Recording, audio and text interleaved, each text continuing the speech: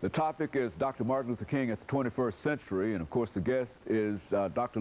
Baldwin from Vanderbilt University.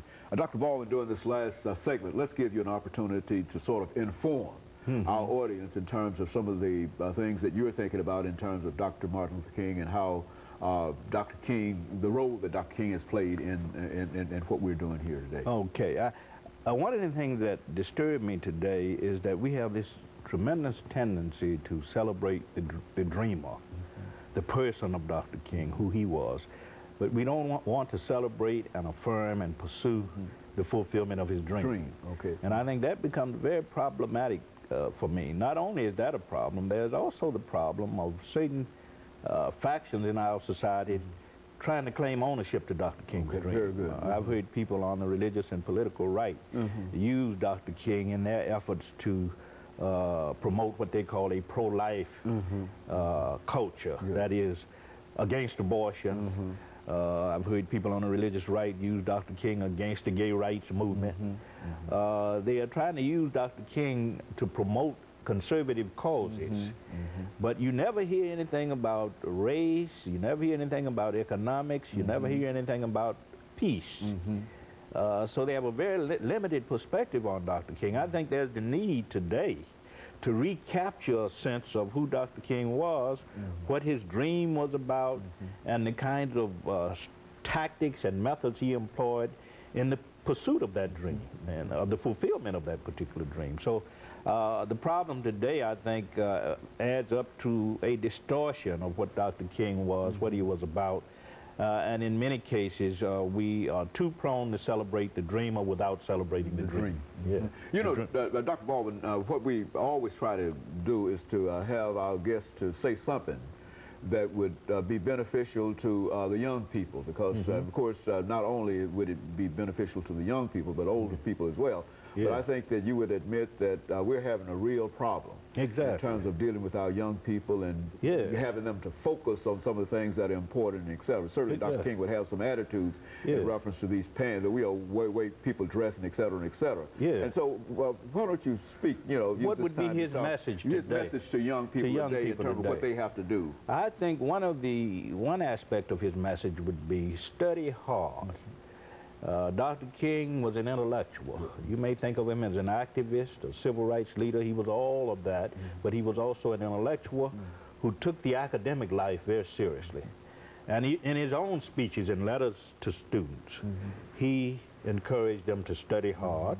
That's one thing he encouraged them to do. Secondly, to avoid too much obsession with materialistic values. Very good. Because our young people are concerned about materialism. The price of clothes, the price of our sneakers, expensive clothes, expensive jewelry, that kind of thing. Dr. King was not about that. He said that materialism shouldn't be very important in our lives. We all have things, we all want to own things, but spiritual values are much more important. Moral values are much more important. We have to learn how to live in relationship to our fellow men and women. We have to learn how to make contributions not to just the uplift of ourselves, but to the uplift of all people. And we need to think in terms of the other. Dr. King often said that the first law of life is not self-preservation, it's other preservation. Yeah, we think certainly in terms of our own self-preservation, but we have to also think of others.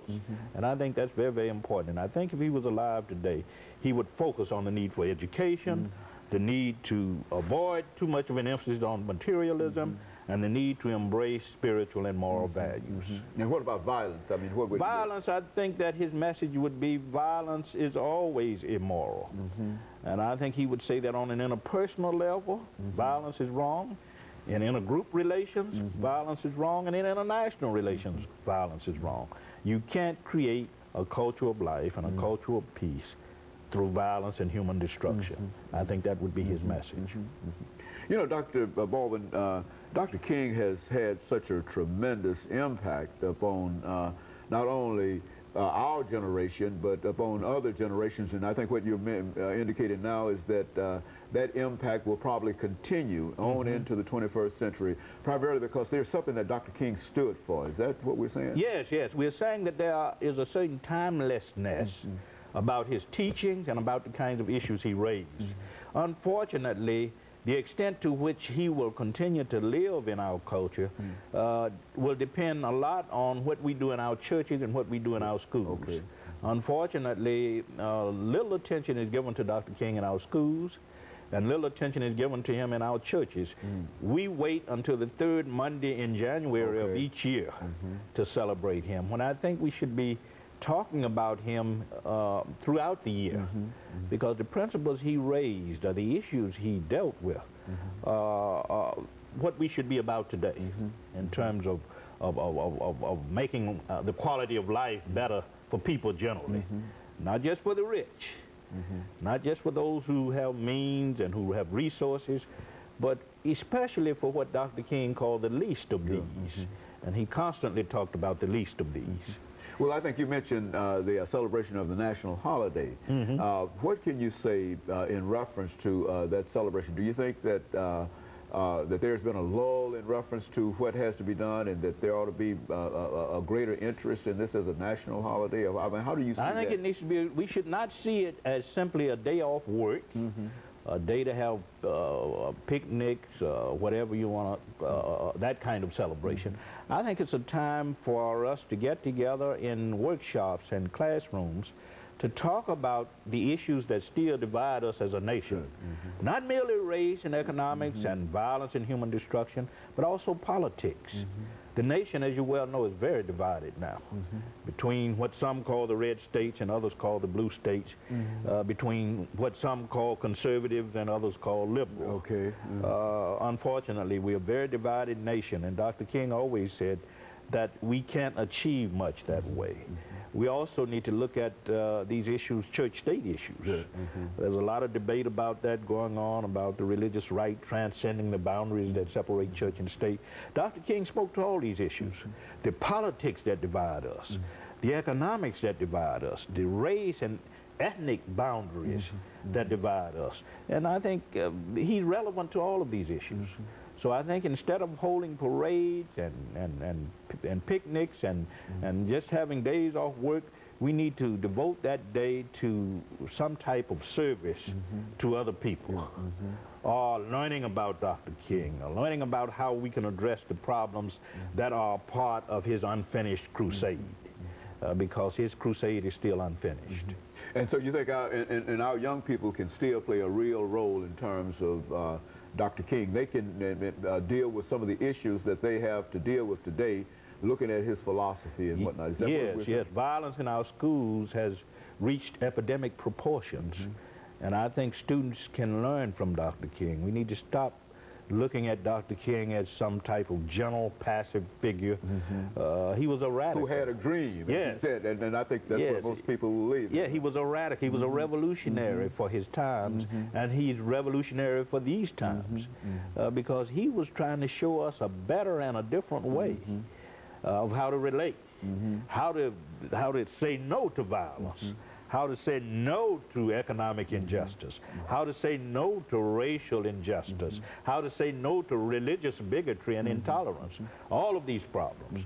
So I think he's quite relevant, and we need to stop seeing him as this kind, gentle preacher who led demonstrations and wouldn't fight back, and we need to begin to see him as a radical prophetic figure who challenged us with a prophetic gospel.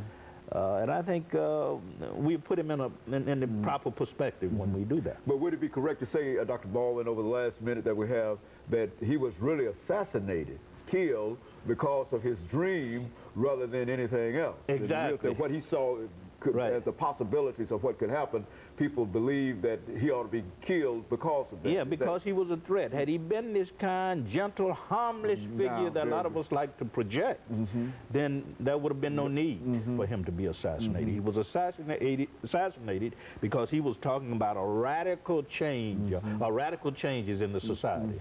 And I think we need to understand that. Well, Dr. Baldwin, we've got about 40 seconds before we end this show for today. And I just want to thank you for bringing by that excellent information, and in a real sense, updated information in reference to what we've been dealing with on Dr. Martin Luther King. Because, Appreciate it. He still, as far as we're concerned, he still is one of those great figures of our century. He was great in the 20th century, and he will be undoubtedly great in the 21st century. And I would imagine that like Lincoln and Roosevelt and other individuals who will have a tremendous impact upon our society, he will always have that impact. Yes. And let me thank you, and let me encourage our audience to tune in again next week for another informative edition of Comments. Thank you, and good morning.